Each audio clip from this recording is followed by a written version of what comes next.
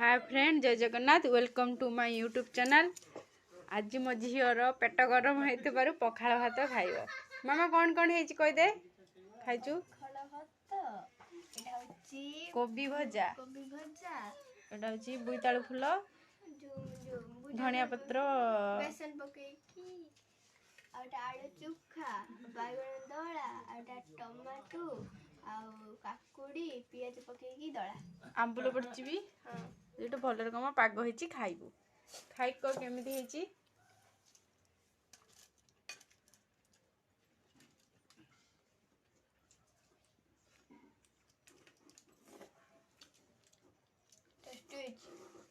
भल लागुची।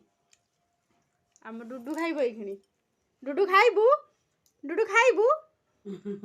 हाँ, डुडू खाइबो अनेलानी।